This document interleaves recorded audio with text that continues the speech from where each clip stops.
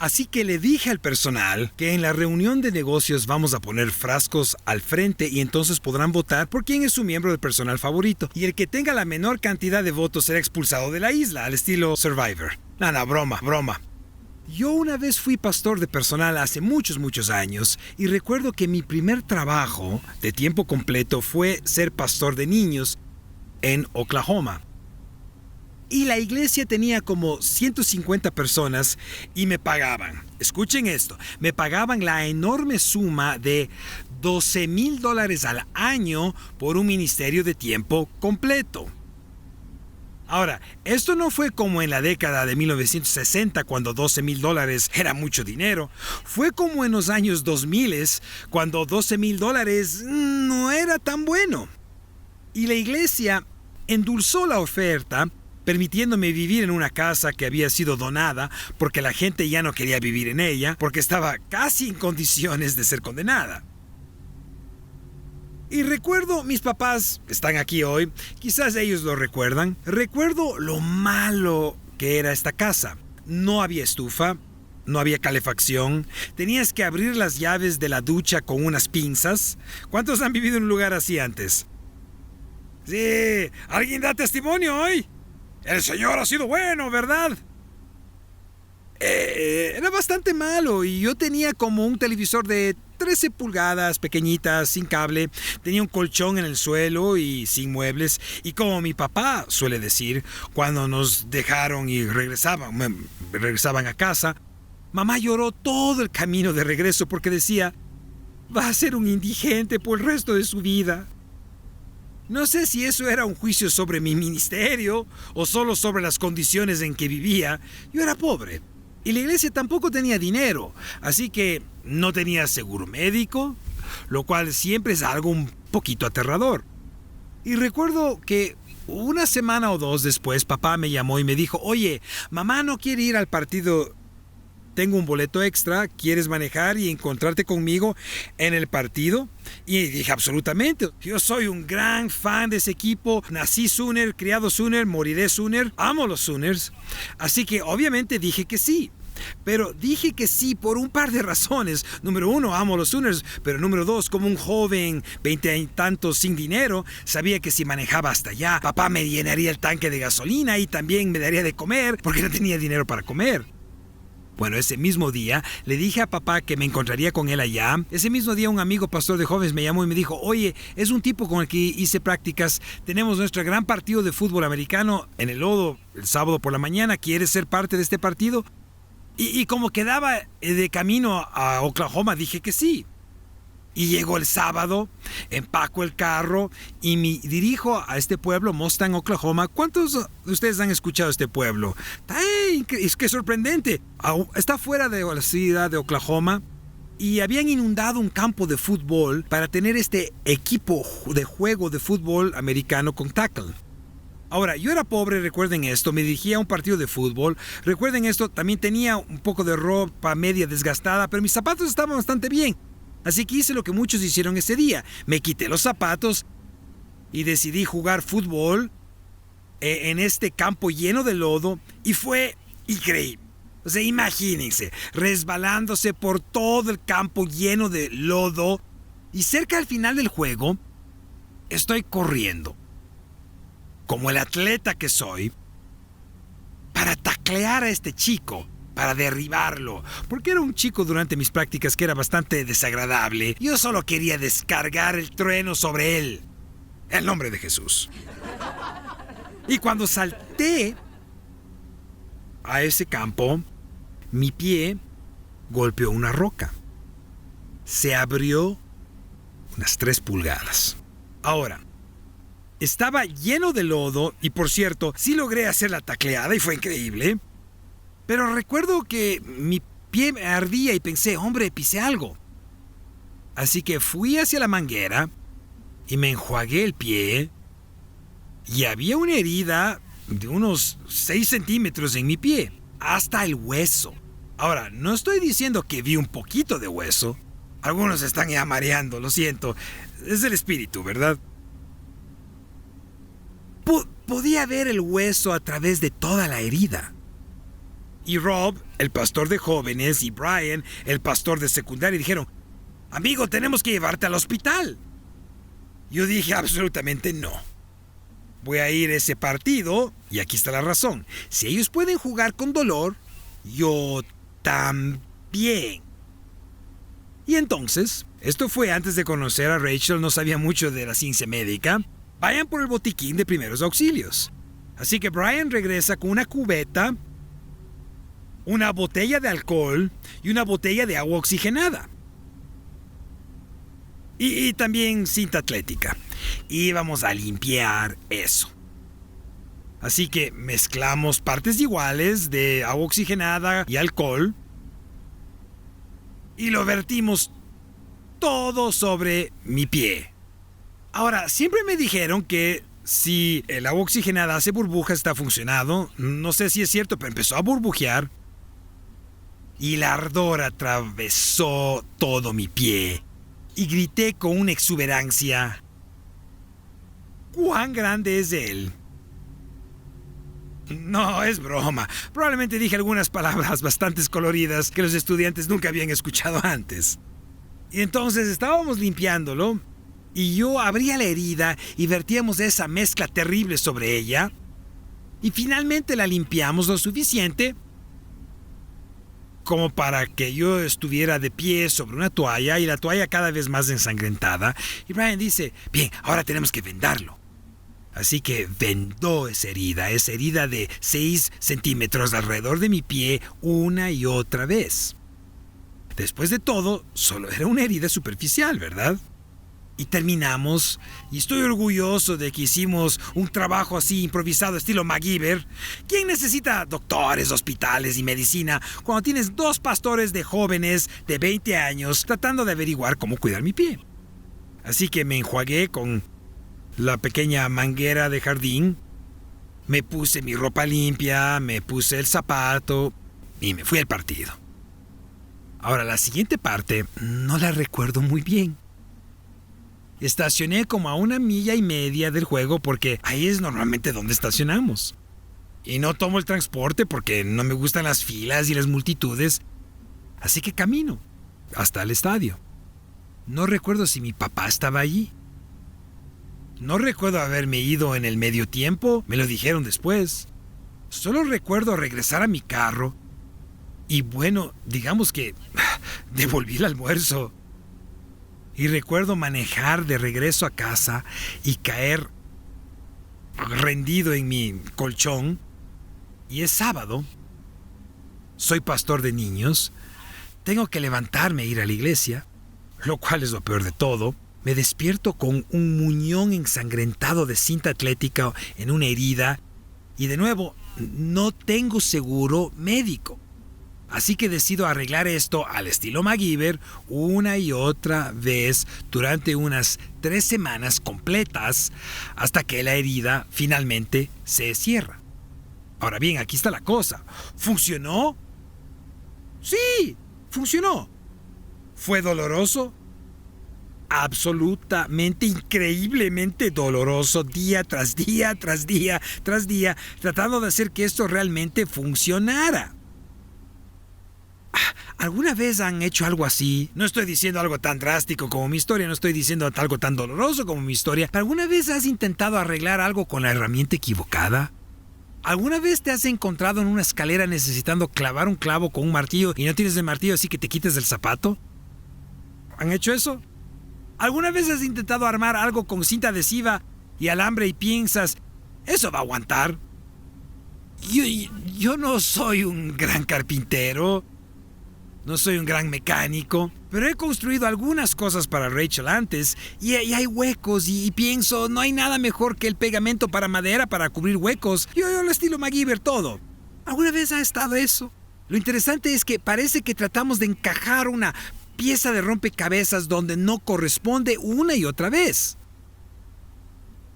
Y puede funcionar, pero realmente nunca fue hecho para funcionar así.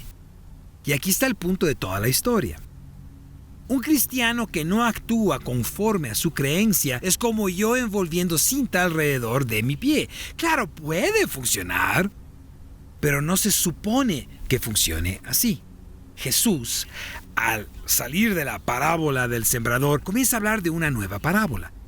Él dice, ¿acaso se trae una luz para ponerla debajo de un almud? Él está siendo humorístico aquí. Básicamente está diciendo, tomas algo cuyo propósito es ser esto y haces algo completamente diferente con ese propósito. Como creyente tienes un propósito. Así que, ¿por qué estás usando las herramientas equivocadas en tu arsenal? ¿Por qué estás viviendo tu vida con cinta atlética y agua oxigenada cuando el hospital está a la vuelta de la esquina? Justo después de la parábola del sembrador, Jesús cambia la narrativa de recibir la palabra a realmente revelar la palabra. Verónica hizo un gran trabajo con la lectura de Escritura esta mañana y ahí es donde quiero que nos detengamos, en Marcos capítulo 4, versículo 21. Y eso es lo que dice Jesús. La luz nunca fue hecha para ser escondida.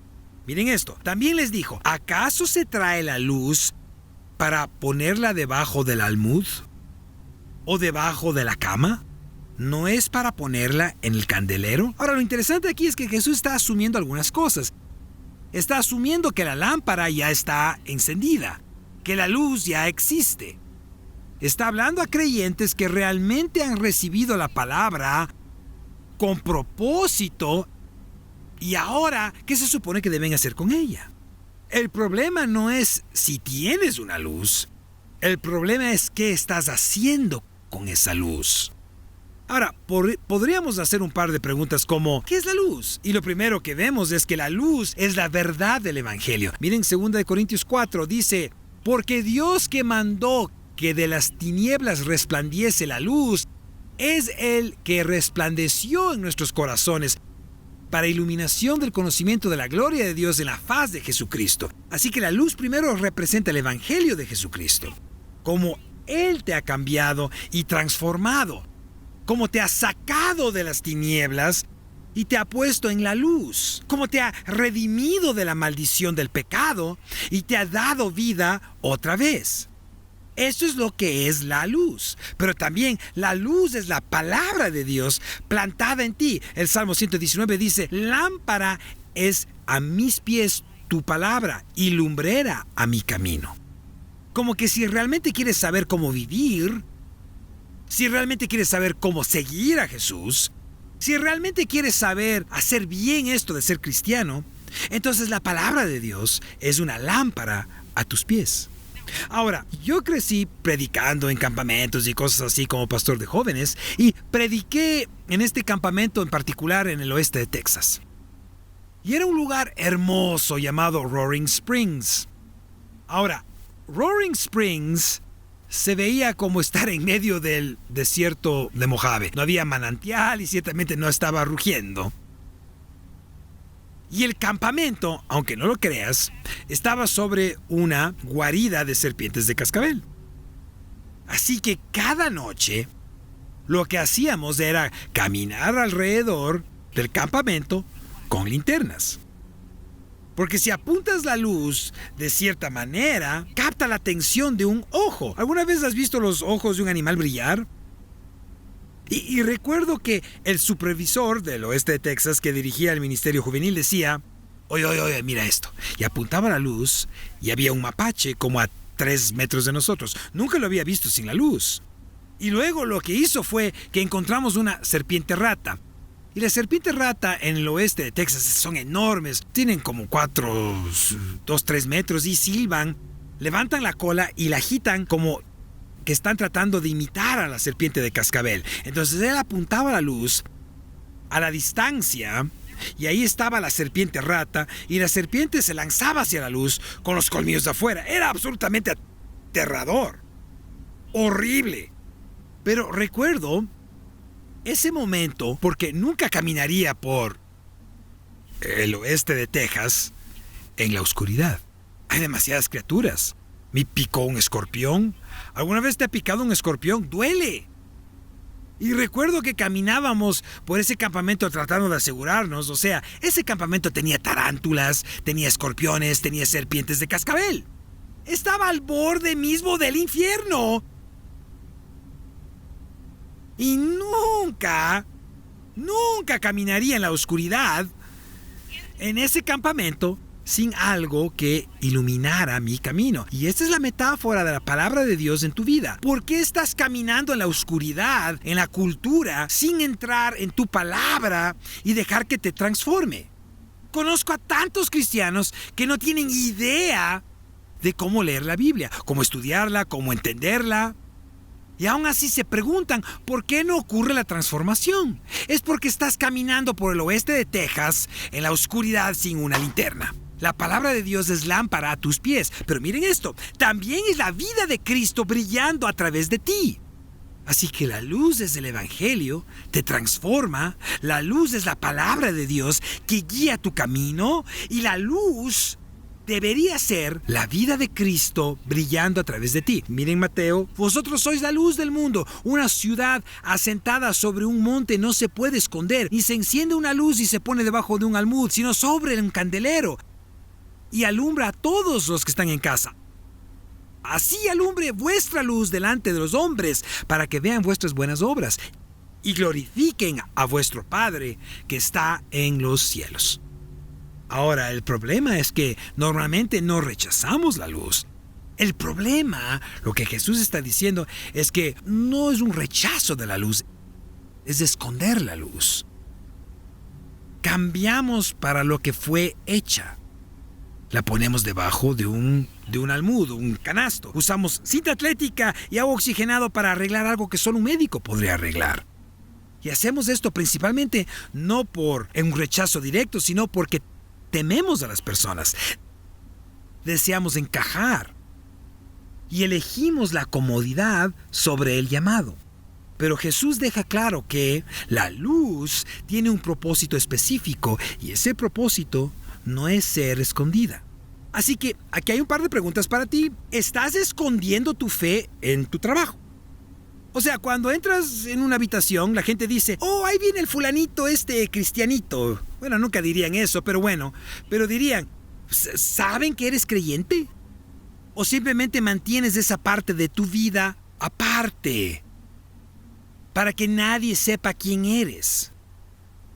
¿Guardas silencio cuando Dios te impulsa a hablar? ¿Estás viviendo de manera tenue cuando Dios te ha llamado a brillar? Aquí está el punto, escríbenlo. Una luz escondida es una luz desobediente. Basado en lo que Jesús está diciendo, tu luz debe brillar en el mundo. Pero en segundo lugar, cuando se trata de la luz, mira esto, Jesús va a hablar de esto. Lo que está oculto eventualmente será revelado, porque no hay nada oculto que no haya de ser manifestado, ni escondido que no haya de salir a luz.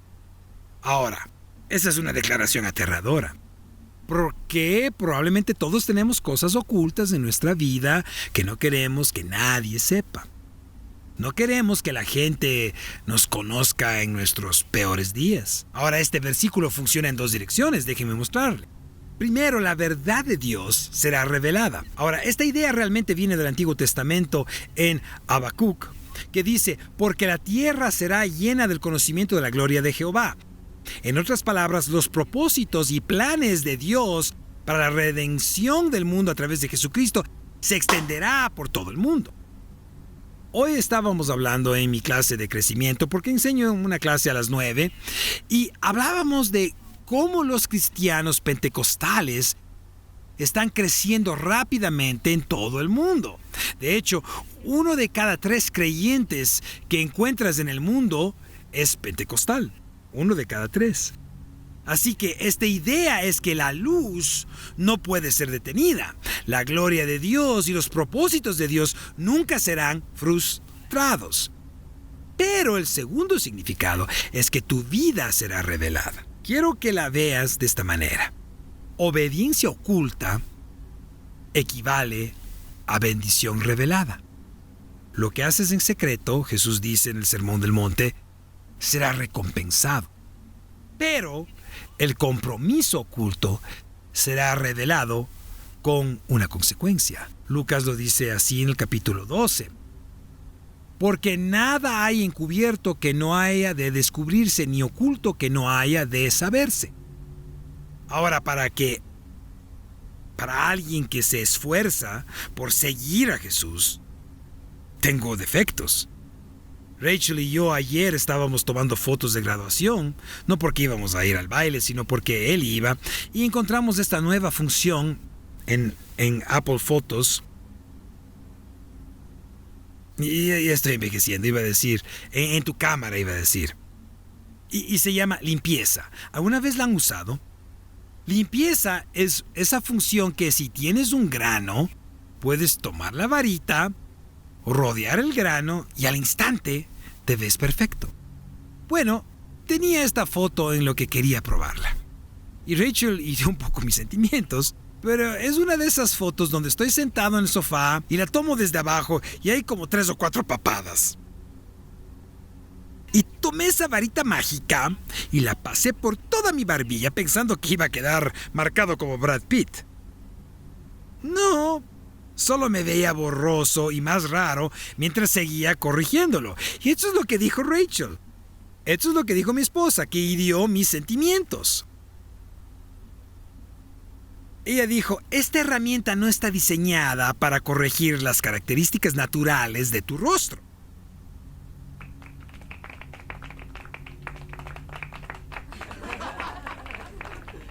¡Qué vergüenza! ¿Ustedes aplaudiendo eso? Terrible. Terrible. Nunca me había sentido más ofendido en mi vida.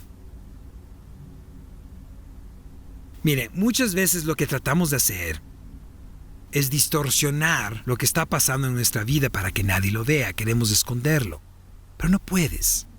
Escúchenme. Es obvio. ¿Verdad? O sea, espero que nadie esté haciendo esto, pero entras después de estar en una aventura a largo plazo y entras a la habitación con el pecho inflado pensando que nadie lo va a notar. Escucha, hermano, todos lo notan. Tu vida será revelada. Ahora, aquí está la parte hermosa de esto. La luz siendo revelada en tu vida para exponer el pecado no es el juicio de Dios. Es la misericordia de Dios en tu vida para que puedas poner las cosas en orden. ¿No ves? Dios es paciente con nosotros, queriendo que nos arrepintamos y pongamos nuestra vida en orden a la luz correcta. Pero entiendan esto, puedes esconder cosas por una temporada, pero no para siempre. La mayor paliza que recibí en mi vida de parte de mi papá fue... Ya han escuchado esta historia. Papá probablemente sabe a dónde voy con esto. Había un gran montón de arena frente a nuestra iglesia. Llegamos al estacionamiento, tenían práctica del coro. Papá vio el brillo en mis ojos y dijo, no te metas en esa arena. Lo cual es como una licencia para que yo me meta en ella. Ellos se van a la práctica del coro, la práctica termina, el servicio está por comenzar. Y yo estoy cubierto de arena. Y papá se acerca y me dice... ¿Estabas jugando en esa arena? No, le digo, mientras salían nubecitas de polvo de mi cabello. Entonces me llevó a casa, me reprendió suavemente con amor y me dijo que estaba bien y que yo seguía siendo un campeón en los ojos de Dios. No, no es cierto. Se quitó el cinturón y me dio una buena tunda. Dejen de aplaudir eso. Pero todo lo oculto será revelado. Tienen que parar porque esto podría seguir para siempre. Así que entiendan esto. La luz, Jesús está diciendo, no debe ser escondida y lo que está escondido será revelado. Y luego dice esto, presta atención a cómo escuchas. Si alguno tiene oídos para oír, oiga. Les dijo también, mirad lo que oís, porque con la medida con que medís os será medido, y aún se os añadirá a vosotros los que oís. Jesús está diciendo esto, no todos escuchan el mensaje de la misma manera, aunque el mismo mensaje esté siendo predicado. Y cuando dice, con la medida que usas, te será medido y aún más, lo que Jesús está diciendo es algo bastante grande. Lo está conectando con la parábola de los suelos. Básicamente está diciendo que una escucha casual lleva a poca transformación. Es una de las razones por las que no eres transformado por la palabra. Estás distraído. No estás prestando atención. Pero al contrario, una escucha con hambre produce un crecimiento exponencial. Déjeme darle un ejemplo. 2 personas pueden escuchar el mismo sermón. Uno toma notas, ora, lo aplica. Eso produce cambio en la vida. El otro lo ignora, no pasa nada. Mismo mensaje, diferente medida. Así que Santiago lo diría de esta manera. Por lo cual, desechando toda inmundicia y abundancia de malicia, recibid con mansedumbre la palabra implantada, la cual puede salvar vuestras almas. Lo que Jesús está diciendo es cómo tú recibes. Pero sed hacedores de la palabra y no tan solamente oidores, engañándoos a vosotros mismos. Es algo poderoso lo que Santiago está diciendo. Está conectando la manera en que escuchamos con la acción, lo cual plantea la pregunta: ¿cómo te acercas a la palabra de Dios? ¿Esperas transformación o solo información? No creces en base a lo que escuchas, creces en base a cómo escuchas y cómo actúas sobre lo que estás escuchando. Los psicólogos y científicos lo dicen de esta manera. Si quieres recordar algo, tomas notas. Llegas a casa, repites esas cosas y las repites por un tiempo y de repente se quedan contigo. Estoy tratando de aprender un idioma ahora mismo. Estoy tratando de aprender Farsi, lo cual no va muy bien. Solo sé una palabra en Farsi. Pero el método detrás de esto es que mientras escuchas, repites. Y repites una y otra vez. Y luego dice que lo uses en conversaciones cotidianas. Así que a veces mi familia se queda rara cuando llego a la mesa y les hablo en Farsi. Pero el punto es que estoy tratando de meterlo en mi mente. Tiene que haber una acción que ocurra. Así que fíjate lo que sucede. Capítulo 4 de Marcos. Jesús habla de los suelos, de cómo recibimos. Luego lo lleva un poco más allá. Cómo recibimos inevitablemente conduce a cómo vivimos. Y concluye señalando que el crecimiento espiritual no es neutral. Él dice, porque al que tiene, se le dará. Que no tiene, aun lo que tiene, se le quitará.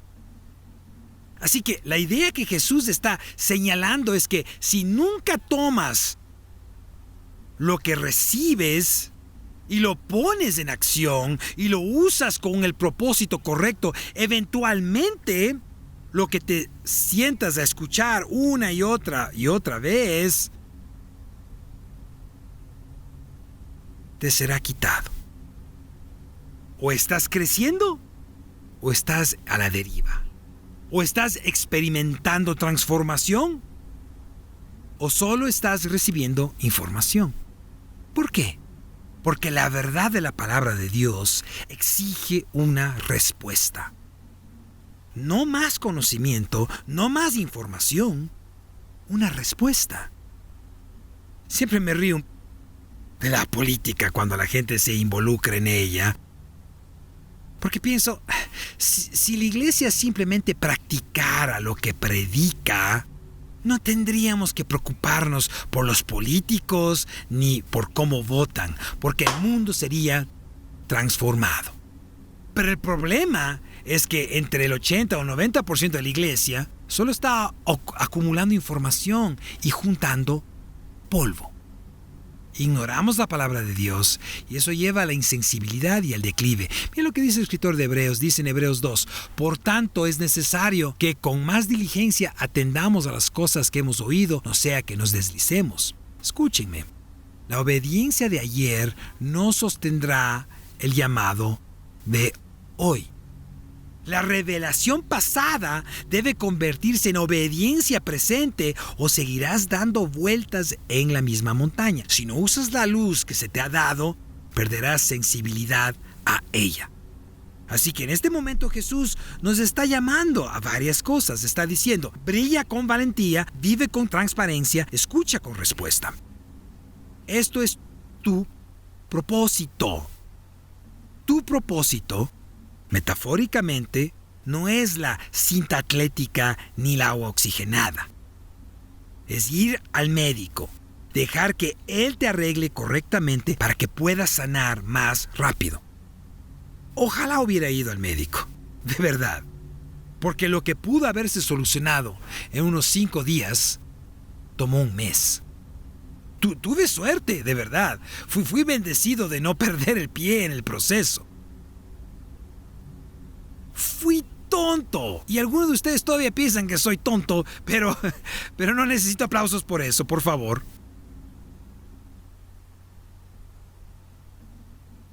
Pero aquí está el punto. Si continúas sin vivir tu propósito conforme a la palabra de Dios, inevitablemente te llevará al dolor y a más dolor. Así es. Puedes fingir, puedes intentar hacerlo, puede funcionar por una temporada, pero no es la manera en que fuiste diseñado para vivir. Así que hoy quiero hacerte unas preguntas. Primero, ¿dónde estás escondiendo la luz? 2, ¿qué verdad estás escuchando pero no estás obedeciendo? ¿Y qué paso te está pidiendo Dios que tomes hoy? Son preguntas grandes, pero creo que esta iglesia, mientras está creciendo y vemos nuevas familias llegar y las cosas van bien, podría estar en peligro de simplemente disfrutar el momento. Pero no se trata de disfrutar el momento. Se trata de encontrar nuestro propósito, al cual Dios nos ha llamado a ser en Bakersfield y alrededor del mundo, y las puertas del infierno no prevalecerán contra los propósitos de Dios para esta iglesia y para tu vida. Padre, te doy gracias por tu palabra. Te doy gracias esta mañana porque tu palabra es firme, porque tu palabra es verdadera. Te doy gracias esta mañana porque estamos preparando nuestros corazones para recibir la palabra, que la semilla ha sido plantada profundamente en nosotros. Padre, no permitas que salgamos por esta puerta pensando que no hay ninguna acción que tomar. Todos tenemos áreas en las que crecer. Todos tenemos personas a quienes alcanzar. Así que, Padre, te pido que nos permitas ver nuestro campo misionero delante de nuestros ojos cada día y que nuestra luz brille. Oro que hagas eso. Rostros inclinados, ojos cerrados y mira alrededor. Vamos a cerrar con este momento. Si entraste hoy y no has confiado en Cristo para el perdón de tus pecados, o ha pasado mucho tiempo y te gustaría confiar en Él para que te perdone, no voy a ponerte en evidencia, no te voy a llamar al frente, solo quiero orar contigo. Si ese eres tú hoy y quieres confiar en Él para el perdón de tus pecados, ¿podrías levantar tu mano rápidamente para que podamos orar y reconocerlo? Sí. Un par de manos. Las veo ahí atrás. Primera de Juan nos dice esto: si confesamos nuestros pecados, Él es fiel y justo para perdonar nuestros pecados y limpiarnos de toda maldad. Así que dejemos a un lado la confesión por un momento y hablemos de Él es fiel y justo. Fiel significa que siempre te perdonará tus pecados. Justo significa que nunca irá en contra de su palabra. Así que entiende la imagen que Juan está pintando. Si confesamos nuestros pecados, Él siempre nos perdonará. Nunca se retractará de su palabra y te limpiará. Pero comienza con una confesión. Así que aquí en nuestra iglesia lo hacemos todos juntos. Inclinen sus rostros y oremos y digamos en voz alta: amado Jesús, soy pecador. Necesito que me transformes. Te pido que perdones mis pecados. Creo que tienes este poder porque moriste y resucitaste. Y eres Dios. Te pido que me transformes en tu nombre. Amén, amén, amén.